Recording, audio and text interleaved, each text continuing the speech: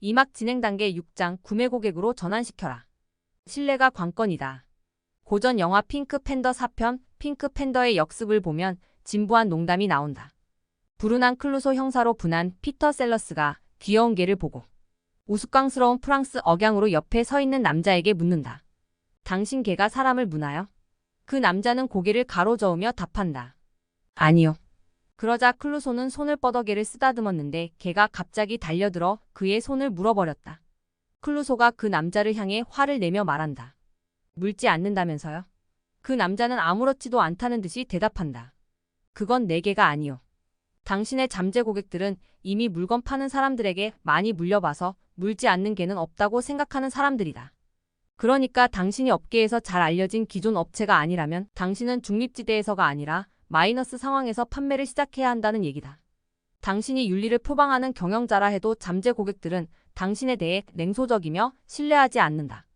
안타깝게도 시장은 당신의 무죄가 입증되기 전까지는 유죄로 간주하는 세계이기 때문에 당신은 마이너스에서 플러스 상황으로 나아가기 위해 열심히 노력해서 신뢰를 얻어야만 비로소 판매에 이를 수 있다.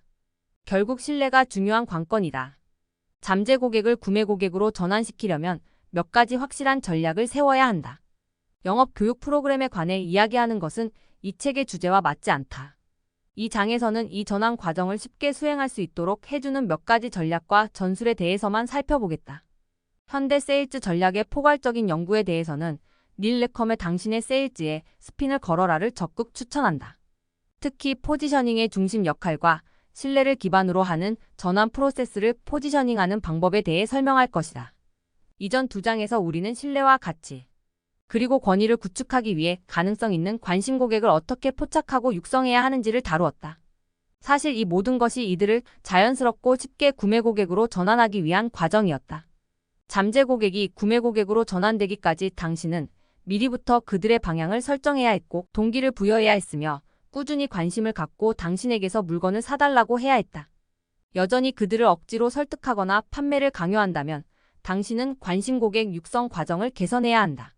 대부분 영업사원들은 판매를 애걸하는 사람 또는 항상 마무리를 잘 지어야 한다거나 고객을 압박해 계약을 성사시키려는 시도 같은 낡고 어리석은 방식으로 판매를 강요하는 불쾌하고 성급한 영업사원으로 스스로를 잘못 포지셔닝한다.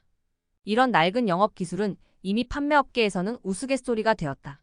당신이 진공청소기 같은 저가 제품을 방문 판매하는 영업사원이 아닌 한 이런 영업 기술은 잠재 고객에게 더 큰 불신을 불러일으킬 뿐이다. 많은 신규 업체가 취하는 또 다른 나쁜 접근 방식이 있다.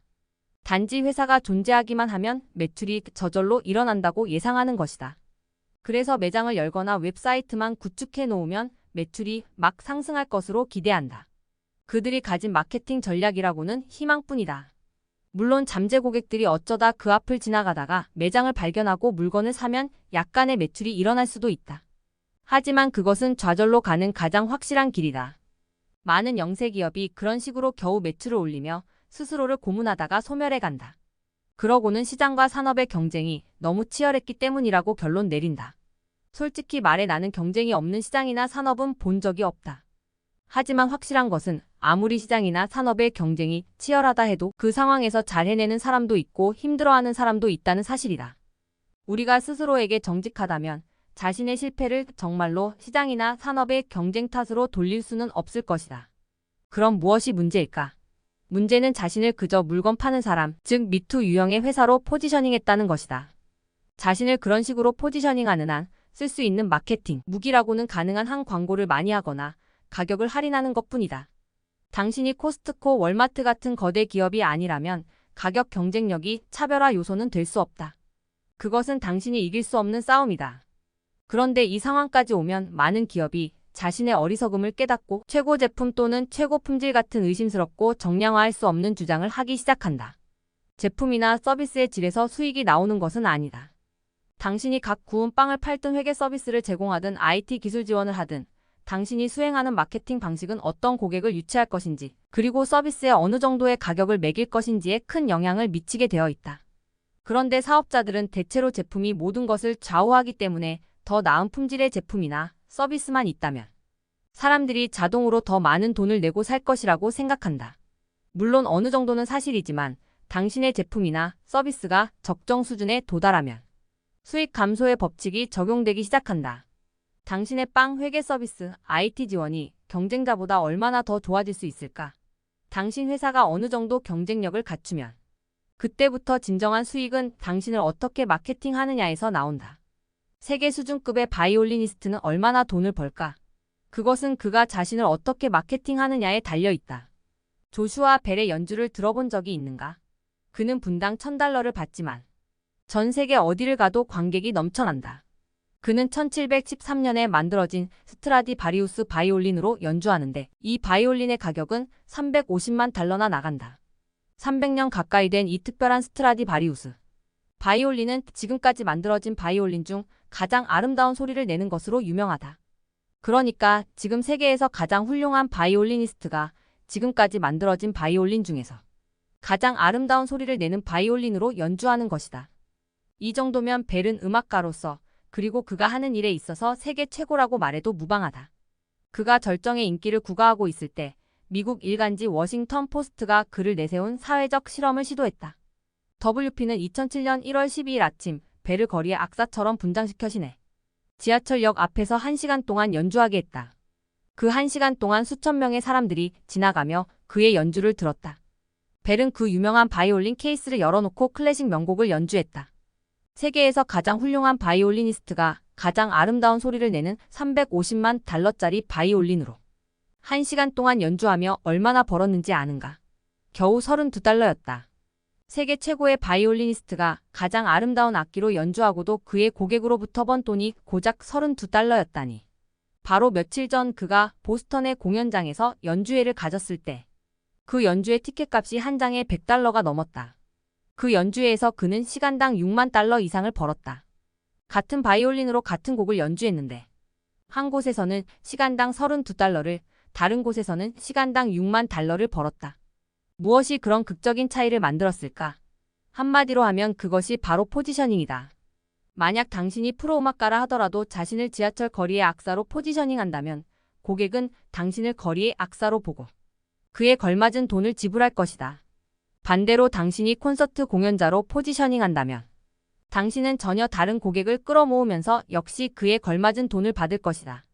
그러니까 달리 입증되지 않는 한 사람들은 당신이 스스로를 어떻게 평가하느냐에 따라 당신을 인정한다는 것이다. 물론 높은 수준의 공연을 할 수 없으면서 자신을 프로 음악가로 포지셔닝하며 고객을 속일 수는 없다. 어떤 회사를 운영하든 마찬가지다. 하지만 높은 품질의 제품이나 서비스를 보유하고 있으면서도 프리미엄 가격을 적용하거나 수준 높은 고객을 유치하는 등 당신을 높은 수준으로 포지셔닝하지 못하는 이유는 무엇일까? 바로 당신 자신을 상품으로 포지셔닝하고 가격만으로 경쟁하려 들기 때문이다. 이를 중단하면 사업 수익은 놀랄 만큼 달라질 것이다. 귀찮은 존재에서 환영받는 손님으로. 반가운 친구가 현관 앞에 갑자기 나타나면 기분이 어떤가? 낯선 방문 판매원이 가족 모임이나 저녁 식사 시간을 방해했을 때의 기분은? 두 경우의 차이는 무엇일까? 반가운 친구는 당신이 친밀한 관계를 맺고 있는 환영하는 손님이지만 방문 판매원은 그저 귀찮은 존재일 뿐이다. 그가 누구이고 어디서 왔는지도 모른다. 게다가 당신은 그가 팔려고 하는 것을 필요로 하지도 않는다. 환영받는 손님은 당신의 삶에 가치를 가져다 주지만 귀찮은 존재는 단지 당신을 방해하고 시간을 빼앗을 뿐이다. 당신이 잠재 고객에게 다가갈 때 귀찮은 존재가 아니라 환영받는 손님으로 대접받을 수 있다면 얼마나 좋겠는가. 잠재 고객이 두 팔을 벌려 환영하고 당신이 제공하려는 것에 깊은 관심을 보인다면 판매는 갑자기 훨씬 더 쉽고 즐거운 일이 될 것이다. 이것이 바로 내가 원하는 것이다. 나는 당신이 회사와 마케팅에서 이런 변화를 만들어내기를 바란다. 귀찮은 존재에서 환영받는 손님으로 변신하라. 대부분의 기업은 잠재 고객과 신뢰를 쌓기도 전에 판매를 시도한다. 그들은 무턱대고 전화하거나 더 이상 통하지 않는 낡은 방식으로 광고를 한다. 이 경우 문제는 잠재 고객은 당신이 누구인지, 무슨 일을 하는 회사인지 전혀 모르는 상태에서 다짜고짜 물건을 사라고 요청받는 것과 다를 바 없다는 것이다.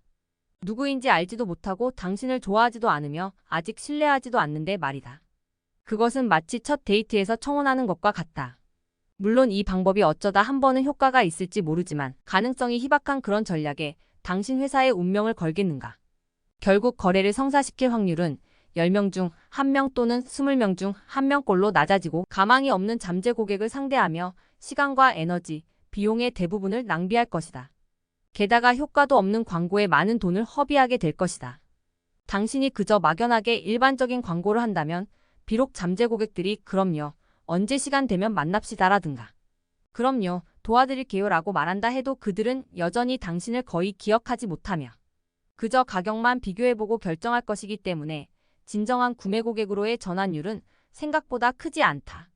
안타깝게도 2단계에서 많은 사업주가 희망이라는 허황된 마약에 취한다.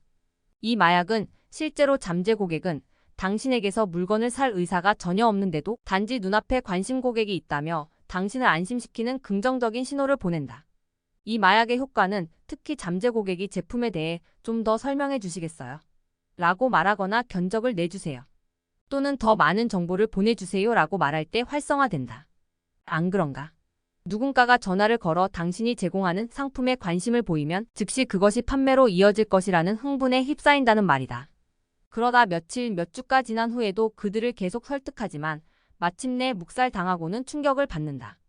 당신은 그들과 대화를 잘 나눴다고 생각했고 그들도 당신의 제안에 관심을 보였지만 갑자기 모든 게 식어버린다. 당신은 그들에게 한두 번 다시 전화해본다. 후속 이메일까지 보내보지만 아무런 응답이 없다. 그렇게 그냥 사라져버리고 마는 것이다. 당신은 판매할 기회를 놓쳤음을 알지만 무엇을 잘못했고 제품에 무슨 문제가 있어서 그랬는지 알지 못한다. 그제야 비로소 잠재 고객을 육성하는 과정이 매우 고통스럽고 힘들다는 것을 깨닫는다. 희망이라는 마약은 매우 위험하다. 처음부터 잠재 고객이 실제로 생각하고 있는 진실에 기초하지 않았기 때문이다. 그런 허황된 희망에서 빨리 깨어날수록 당신이 제시한 솔루션에 만족하지 않는 잠재 고객을 좇느라 시간을 허비하는 것을 더 빨리 막을 수 있다. 시간이 지나면서 잠재 고객은 점점 더 회의적으로 바뀌었다. 그들은 너무 많이 속아왔기 때문에 당신을 쉽사리 믿지 않는다. 여기서 문제는 앞서 말했듯이 0에서부터 시작하는 것이 아니라 마이너스 상황에서 시작한다는 현실이다. 어떻게든 거래를 성사시켜 물건을 팔아야 한다는 낡은 접근 방식은 더 이상 먹히지 않는다. 그렇게 접근해서는 당신을 아직 믿지 못하는 잠재 고객의 짜증만 불러일으킬 뿐 결국 아무것도 얻지 못한다. 그보다는 계속 교육하고 정보를 제공한다는 접근 방식을 취해야 한다. 그들에게 정보를 제공하고 교육시킴으로써 그들과 신뢰를 쌓고 그 과정에서 당신 자신을 전문가로서 포지셔닝하며 관계를 형성할 수 있다. 교육을 통해서만이 판매자와 구매자 모두에게 판매 과정이 한결 수월해진다. 앞 장에서도 설명했지만 당신이 가장 먼저 해야 할 일은 잠재 고객에게 성급하게 물건을 팔려고 하지 말고 그들이 자신의 문제를 좀 더 잘 알 수 있도록 가치 있는 제안을 하는 것이다. 무료 보고서, 무료 인터뷰, 무료 동영상, 온라인 세미나 등은 당신이 사용할 수 있는 훌륭한 교육 도구다. 물건 파는 것을 자제함으로써 당신은 두 가지를 성취할 수 있다. 첫째는 그렇게 함으로써 잠재 고객에게서 무언가를 받기 전에 이미 그들에게 무언가를 주어왔음을 보여줄 수 있다는 것이다. 이것은 나중에 그들이 구매를 결정할 때 판매 저항을 무너뜨리는 역할을 한다. 둘째는 그렇게 함으로써 당신이 단지 물건을 파는 사람이 아니라 교육가이자 자기 분야의 전문가임을 보여줄 수 있다. 생각해보라.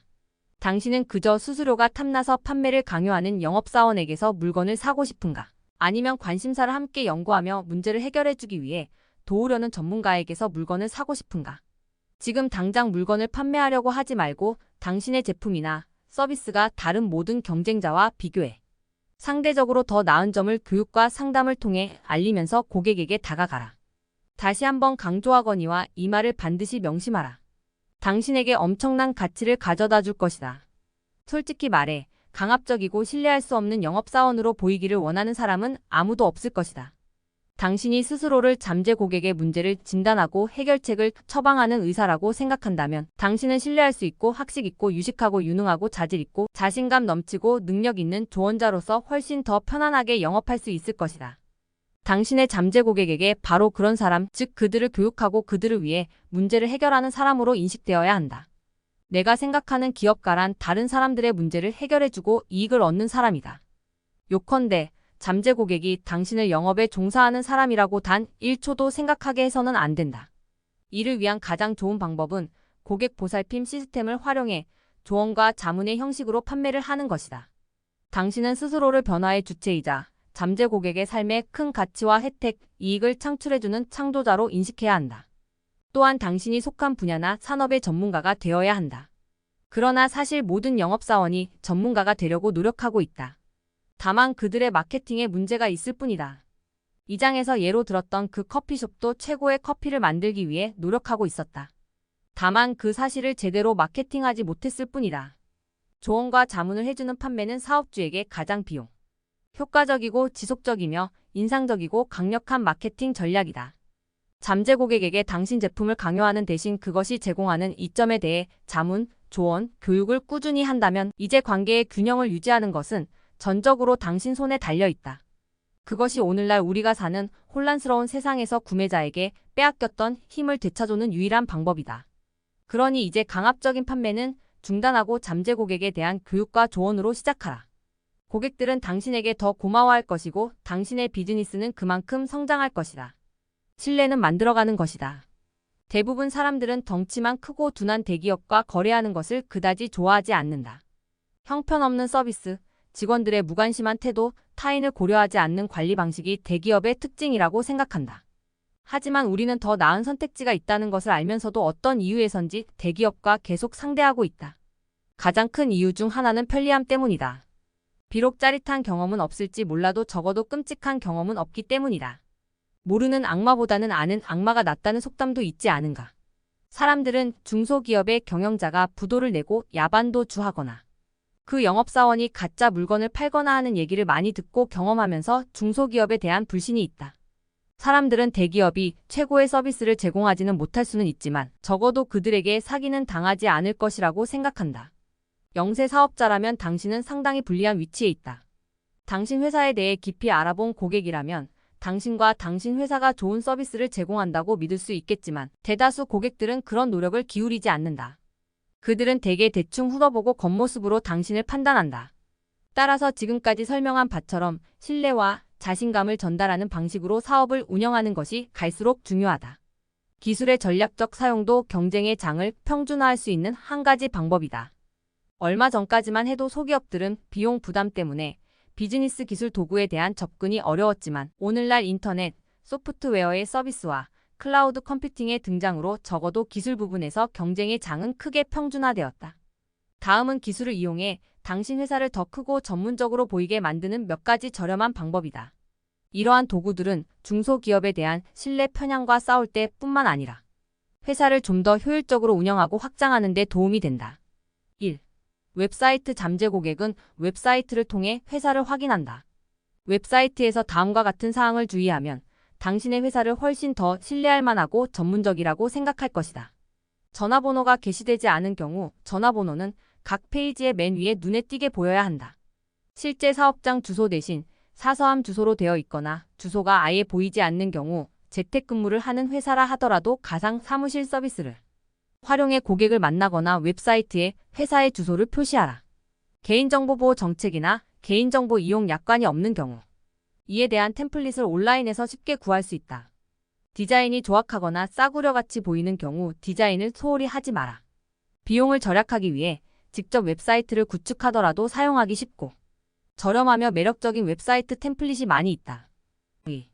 이메일 주소 많은 중소기업이 자신의 도메인이 붙은 이메일 주소를 사용하지 않고 한메일, gmail 또는 ISP가 발급한 이메일 주소를 사용한다. 존24의 gmail.com과 존스미스의 컴파니닷컴 중 어느 것이 더 신뢰할 만한가? 3. 전화번호는 당신에 대해 많은 것을 말해줄 수 있다. 전국 무료 전화번호나 무료 베니티 번호를 사용하면 전국 어디서나 쉽게 접속할 수 있다. 이런 시스템은 라디오나 광고판처럼 잠재 고객이 짧은 시간 안에 당신의 전화번호를 기억하는 데 도움이 된다. 4. CRM 앞장에서 설명한 바와 같이 CRM은 당신의 마케팅 신경센터이다. CRM 시스템은 고객의 상세 정보를 추적하고 고객 관리를 자동화하고 후속 조치를 하는 데 도움이 된다.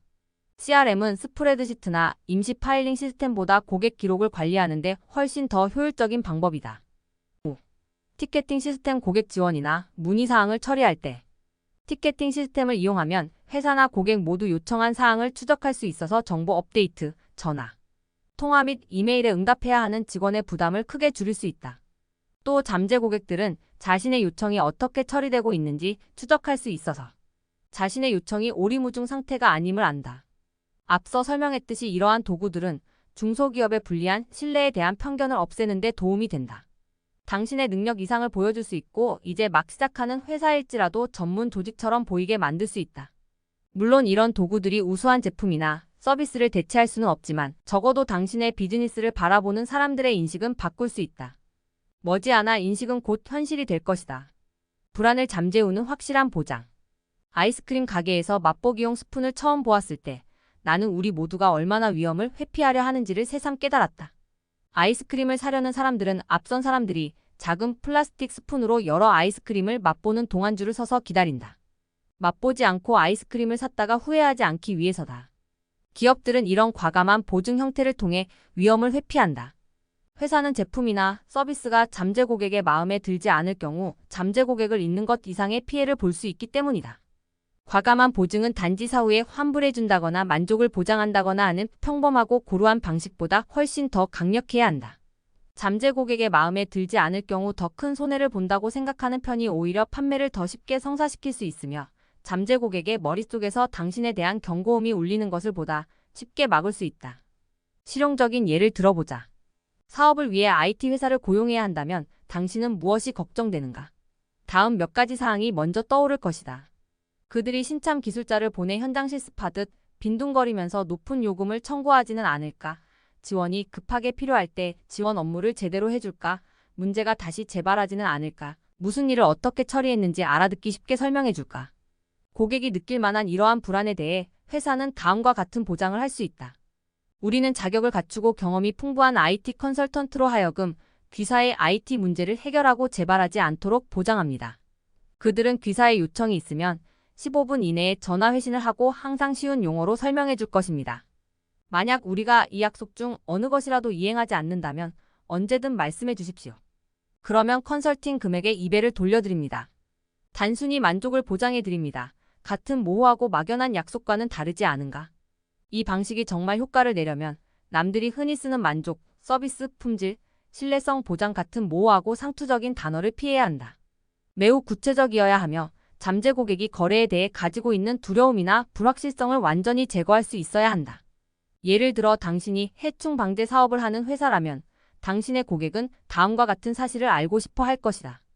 방제 작업 후 해충이 다시 생기지는 않을까? 방역 작업자들이 집안을 더럽히지는 않을까? 가족이나 애완동물이 방제 약품으로 피해를 입지는 않을까? 이러한 고객의 두려움에 당신이 제공할 수 있는 확실한 보장은 다음과 같다. 우리는 귀하의 집에 다시는 개미가 나오지 않을 것을 보장하며 어떤 독성 화학물질도 사용하지 않을 것이며 작업 후 떠날 때에는 처음과 똑같이 깨끗하고 정돈된 상태를 유지할 것을 보장합니다. 제공된 서비스가 마음에 들지 않으시다면 말씀해 주십시오. 언제든 환불해 드리겠습니다. 이런 보장이 위험하다고 느껴지는가? 당신이 하는 일이 형편없다면 그럴 수 있다. 하지만 당신이 고객에게 우수한 서비스를 제공하고 그를 위해 직원을 꾸준히 교육한다면 위험은 거의 없다. 오히려 잠재 고객의 위험 부담을 제거함으로써 더 쉽게 거래를 성사시킬 수 있다. 사실 관련 법률에 의거해 제품 및 서비스의 품질에 대한 보증이나 충족되지 않을 경우 문제를 해결하는 것이 의무화되어 있을 수도 있다. 어차피 법적으로 의무화되어 있을 가능성이 높다면 미리 마케팅에서 그것을 강조하고 홍보하는 것이 어떨까? 보증과 관련해 이야기할 것이 하나 더 있다. 당신이 윤리적인 경영자라면 이미 보장을 시행하고 있을 가능성이 크다. 다만 마케팅에서 이를 유리하게 사용하지 않을 뿐이다. 그러니 이미 하고 있는 일에 대해 마케팅에서 강조하지 않을 이유가 없다. 대부분의 사람들은 정직하기 때문에 그들이 약속된 서비스를 받았다면 보장을 근거로 터무니없는 요구를 하지는 않는다. 설사 보장을 악용하는 사람이 있다고 해도 막연한 기존의 뻔한 보장보다 강력한 보장을 제시하는 것이 더 많은 고객을 끌어모으고 남들보다 훨씬 앞서는 계기가 될 것이다. 현명한 기업가들은 걱정 많고 회의적인 잠재 고객의 관점으로 회사를 바라보고 인지된 위험을 반전시킴으로써 판매로 가는 길을 훨씬 더 원활하게 만든다. 그러면 고객들은 당신보다 더 위험해 보이는 경쟁자에게 가지 않고 당신 회사의 고객으로 그대로 남을 것이다. 결과 지향적인 강력한 보장은 당신의 고객에게도 멋진 경험을 선사할 것이다. 이것만으로도 확실한 보장은 그 보람과 가치가 있다. 당신의 고객들은 여전히 두려움에 사로잡혀 있다. 마케팅에서 그런 두려움의 정체를 밝히고 그에 대한 보장을 제공할 때 당신은 경쟁자들을 압도하게 될 것이다. 5가지 가격 전략. 제품 또는 서비스의 가격을 매기는 것은 비즈니스에서 중요한 결정 중 하나다.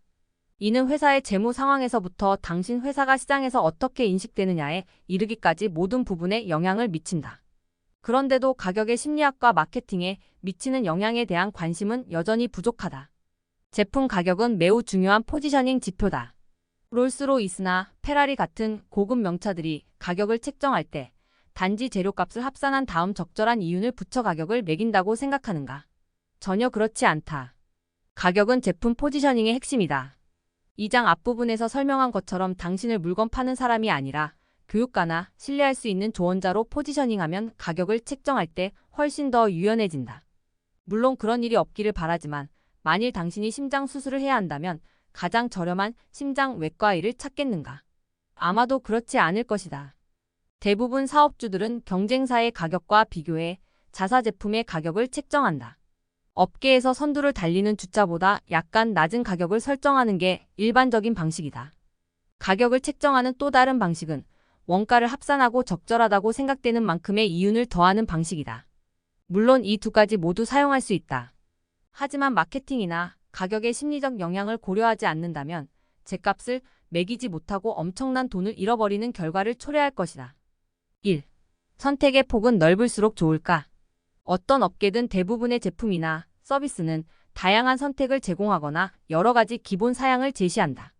자동차의 왕 헨리 포드는 최초의 대량 생산 자동차 모델 T를 출시하면서 검은색이기만 하면 고객이 원하는 어떤 색이든 제공합니다. 라는 유명한 말을 남겼다. 끊임없이 증가하는 개인주의에 힘입어 무한한 선택과 개성 표현을 강조하는 오늘날의 풍조와는 반대로 보이기는 하지만 모든 기업가가 새겨들을 필요가 있다. 과연 우리는 고객에게 얼마나 많은 선택지를 줘야 할까? 통념상으로는 고객에게 더 많은 선택지를 제공할수록 판매가 더 많이 이루어지리라 생각한다. 하지만 전혀 그렇지 않다는 것이 계속 증명되고 있다. 컬럼비아 대학교 경영학과 교수 시나 아이엔가의 유명한 실험이 이를 잘 보여준다.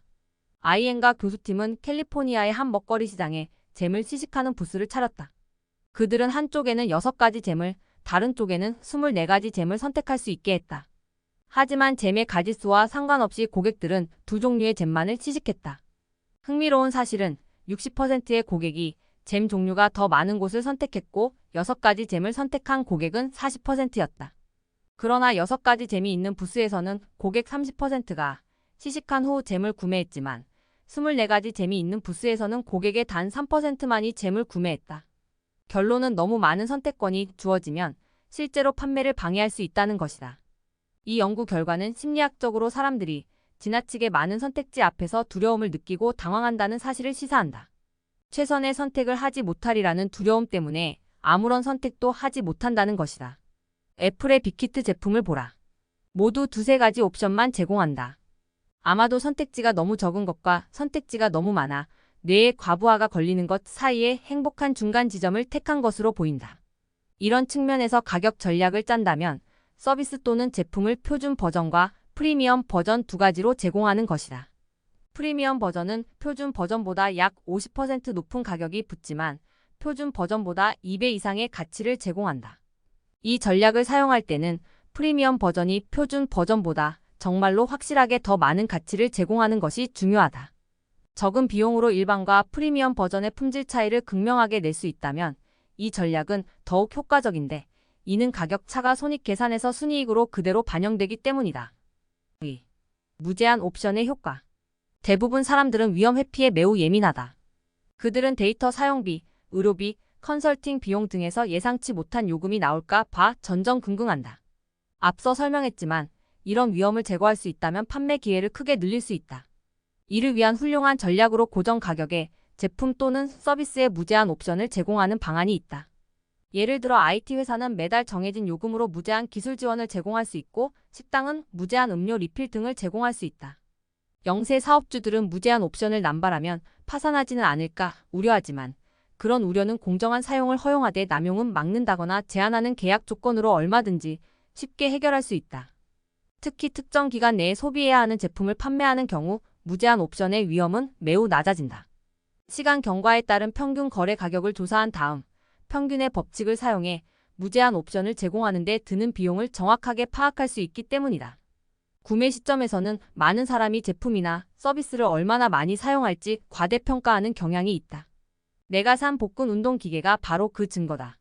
따라서 무제한 옵션을 제공함으로써 사람들의 심리를 활용해 수익을 늘릴 수 있고 초과 요금에 대한 우려도 제거할 수 있다. 3. 최상급 상품을 갖춰라. 모든 시장에는 같은 목적의 물건 중에 최고 제품만 사려는 극소수층 사람들이 있게 마련이다. 소비자들이 소위 최고를 구별하기 위해 가장 많이 사용하는 지표가 가격이다.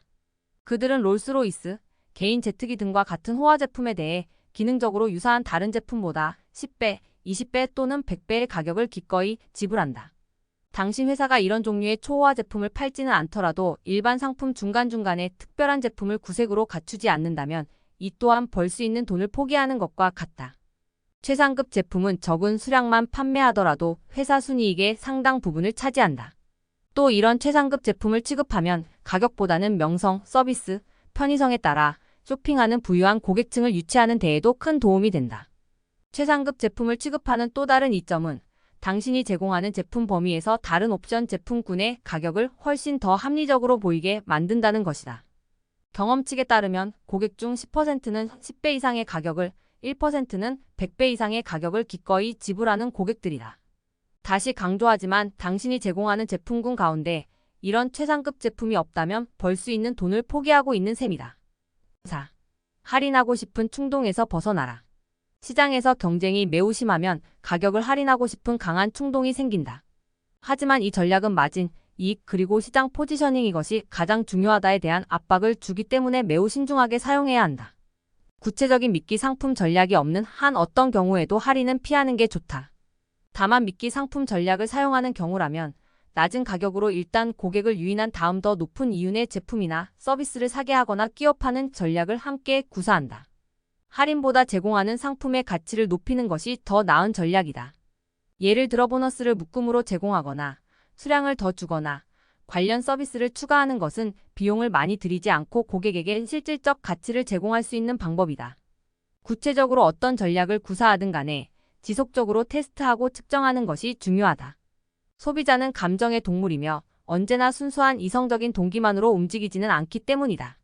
가격 책정은 전체적인 마케팅 전략의 중심에 둬야 한다. 5. 구매하기 전에 먼저 경험하게 하라. 얼마 전 내 차의 컴퓨터 시스템에 오류 메시지가 떠서 근처 BMW 서비스 센터에 들렀다. 몇 분 후 서비스 센터 직원이 나타나 몇 가지 작은 조정을 했다. 그러더니 이제 다 됐습니다 라고 말하고는 내가 잘 이해할 수 없는 자동차 전문 용어로 몇 마디 덧붙였다. 나는 자존심이 추락하는 것을 막기 위해 그가 무슨 말을 하는지 알아들은 척하며 고개를 끄덕였다. 그러자 그가 내게 물었다. 자동차 관리 서비스를 예약해드릴까? 자동차 관리 프로그램의 보증기간이 곧 끝난다고 나오는군요. 매출을 올리는 훈련이 아주 잘된 친구로군 하고 생각했다. 나는 그럼 다음 달 중순으로 예약하지요 라고 말했다. 그러자 서비스 직원은 이렇게 미리 서비스 예약을 하는 고객은 그날 하루 동안 대여 차량을 이용할 수 있다고 했다. 나는 속으로 생각했다. 대단해. 그러면 내 차가 서비스를 받는 동안 다른 사람에게 차를 태워달라고 부탁할 필요도 없겠지. 나는 내 차보다 한 등급 상위 모델의 차를 대여해달라고 요청했다. 이쯤 되면 내 요청이 그에게 새 차를 판매할 기회라는 경종을 울려주어야 한다. 지금 보증기간이 막 지난 3년 된 차를 가지고 있는 기존 고객이 한 단계 상급 모델을 하루 동안 대여해달라고 요청하고 있으니 말이다. 절호의 판매 기회가 하늘에서 떨어진다면 바로 지금이 아니겠는가. 하지만 그 직원은 기회를 알아차리지 못했다. 그는 현재 보유 차종보다 등급이 낮은 차종 몇 가지만 대여가 가능하다며 사과했다. 그러고 나서 한 등급 낮은 차량도 충분히 좋다며 몇 분 동안 열심히 설명하는 모습이라니. 나는 그의 이 말을 두드리며 소리치고 싶었다. 여보세요. 이 판국에 그렇게 할 말이 없어요. 여보세요. 아니면 영화 귀여운 여인에서 창녀로 분한 줄리아 로버츠가 고급 의상실에 두 번째로 들러 전날 자신을 무시했던 점원들에게 당신들 큰 실수한 거야. 엄청난 실수지. 나 지금 쇼핑하러 가야 하거든이라고 말하며 뛰쳐나가는 장면처럼 한마디 하고 싶었다. 하지만 나는 그러지 않았다. 나는 그에게 시간을 내줘서 고맙다고 인사하고는 다음 달에 봅시다라고 말하고 그 자리를 떠났다. 나는 방금 일어난 이 일을 직접 겪고도 믿을 수가 없었다. 그 서비스 직원은 정말 기회를 보지 못했을까? 그렇지는 않았을 것이다. 다만 자동차 판매는 내 담당이 아니니까라는 사고방식 때문이었을 것이다. 그는 아마도 이렇게 생각했을지 모른다. 나는 서비스 담당이야. 이 손님이 새 차를 시승하고 싶다면 그건 영업부로 가야 할 일이지. 이것이 많은 기업에서 저지르는 실수다. 그들은 직원들을 부서로 구분한다. 따라서 영업부에 근무하지 않는 사람들은 영업과 관련된 일은 자신과 무관하다고 생각한다. 줄리아 로버츠의 말대로 큰 실수를 하는 것이다. 그것도 엄청난 실수다. 사업주로서 당신은 영업이 회사의 생명선이며 회사의 모든 직원이 영업 담당이라는 사실을 모든 직원에게 분명히 해야 한다. 모든 직원은 판매에 긍정적 혹은 부정적 영향을 미칠 기회를 만난다. 회사에서 어떤 업무를 담당하든 영업 기회에 대응하는 것도 그들의 업무임을 명확하게 인지시켜야 한다. 이를 인식시키는 가장 좋은 방법은 부서나 직책에 관계없이 판매에 대한 인센티브를 제공하는 것이다. 이를 통해 예상치 않게 누군가에게 감추어진 영업 재능을 발견할지도 모른다. 가장 쉬운 판매는 만족하고 있는 기존 고객을 대상으로 하는 것이다. 강요하거나 불쾌하게 생각하지 않도록 모든 직원에게 주의시켜야 함은 물론이다. 나는 그때나 지금이나 새 차를 살 준비가 되어 있진 않지만 평소 눈여겨보던 차를 하루 동안 타볼 수 있다면 생각이 달라질 수도 있지 않았을까. 물론 그럴지도 모른다. 그러면 자동차를 사고 싶은 마음이 생겼을지도 모른다. 당근. 이것이 바로 또 다른 후속 조치 기술이다. 이 이야기는 당신의 후속 조치에 반드시 포함시켜야 한다. 바로 고객이 구매하기 전에 사용해보게 하는 것으로 무료 사용 또는 강아지 판매 기법이라고도 한다. 이 귀여운 녀석을 일단 한번 데리고 살아보세요. 장담합니다. 이 시나리오를 상상해보라. 당신은 새 강아지를 키우는 것이 좋은 생각인지 혹은 이 품종이 적합한지 확신할 수 없다고 하자. 애완동물 가게의 판매원은 강아지를 집에 데리고 가서 며칠 함께 지내보고 마음에 들지 않는다면 아무 조건 없이 반환해도 좋다고 말한다. 합리적으로 들리는가? 그래서 당신은 그 강아지를 집에 데리고 갔고 당신과 아이들은 그 강아지를 데리고 밖에서 뛰어논다.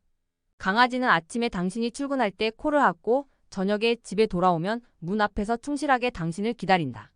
당신과 가족은 자연스럽게 이 새로운 가족 구성원과 사랑에 빠진다. 결국 판매는 판매원의 설명이나 강요가 아니라 강아지 자체에 의해 이루어진다. 아주 간단하다. 이것은 더 많은 거래를 성사시키는 강력한 방법으로 바로 구매하기 전에 먼저 사용해보게 하라는 마법의 바탕을 두고 있다. 이 기술을 사용하면 매출을 획기적으로 높일 수 있다. 첫째로는 판매에 대한 저항감을 줄이고 돌이킬 수 없는 실수를 저지를지 모른다는 잠재 고객의 두려움을 덜어주기 때문이다. 둘째로는 판매를 반전시킬 책임이 구매자에게 감으로써 관성이 당신에게 유리하게 작동한다. 마지막 셋째로는 진정한 고객은 자신의 요구를 충족시키는 좋은 제품을 반품할 가능성이 매우 낮다는 것이다. 당신의 회사에서 모든 사람이 영업사원이라는 사고방식을 실현하고 이 사고방식을 구매하기 전에 먼저 사용해보라는 제안과 결합하면 구매 고객으로의 전환율은 획기적으로 향상될 것이다. 영업을 방해하는 부서는 단호히 없애버려라. 대기업이든 중소기업이든 많은 회사에 정작 고객의 구매를 어렵게 하는 요소가 많은 걸 보면 항상 놀라움을 금치 못한다. 마치 구매 과정을 고통스러운 경험으로 만들며 영업을 방해하는 부서가 있는 것처럼 느껴질 정도다. 불필요한 절차, 긴 양식, 융통성 없는 규칙 등은 관료제 정부만으로 이미 충분하다. 당신이 해야 할 일은 고객이 쉽게 물건을 살 수 있게 하는 것이다. 현금만 받습니다. 라든가 신용카드 사용 시 최소 $10가 더 붙습니다. 라든가 아멕스 카드 사용 불가라고 적힌 표지판이 모두 영업을 방해하는 요소들이다. 이런 표지를 걸어놓은 회사들은 가맹점 수수료를 절약할 수는 있겠지만 매출 손실, 고객 손실, 영업권 손실 등 훨씬 더 큰 손실을 보고 있다. 그들은 푼돈을 아끼려다 큰 돈을 버리는 셈이다. 결제 방식은 당신이 아니라 고객이 선택할 수 있게 해야 한다. 또 고객이 선호하는 결제 방식을 사용한다고 해서 추가 요금을 부과해서는 안 된다. 가맹점 수수료는 일반 가격에 흡수시켜야 한다. 마진이 너무 적어 가맹점 수수료를 일반 가격에 반영할 수 없다면 당신은 단순한 가맹점 수수료보다는 훨씬 더 큰 문제를 해결해야 한다. 이 장에서 언급한 바와 같이 구매 고객으로의 전환율을 높이기 위한 또 다른 전략은 고가 제품에 대해서는 융통성 있는 결제 조건이나 자금 지원 방안을 제공하는 것이다. 이것이 판매를 좌우할 수도 있다. 그 이유는 첫째, 사람들은 보통 수입과 지출을 월 단위로 나누어 생각하는 경향이 있기 때문이다. 둘째, 사람들은 현재의 돈보다 미래의 돈에는 훨씬 덜 구애받기 때문이다. 현재의 돈은 당장 쓸 때가 많다. 일시금 지불이 아니라 월 단위의 할부금을 제한해 대금의 일부를 미래의 의무로 나누어 준다면 구매 고객으로의 전환이 극적으로 증가할 것이다. 당신 회사의 판매로 전환하는 데 걸림돌이 될 만한 다른 사항은 없는지 계속 찾아보라. 잠재 고객을 까다롭게 만들거나 불필요한 양식을 작성하게 하거나 실제로 필요하지 않은 절차를 따르도록 요구하고 있지는 않은가. 그런 장애물을 제거하거나 최소한 훨씬 더 쉽게 만들기 위해 어떤 방법을 강구할 수 있는가. 6장 실행 과제. 당신이 사용하는 구매 고객 전환 시스템은 무엇인가? 1페이지 마케팅 플랜의 6번째 칸을 채워보자.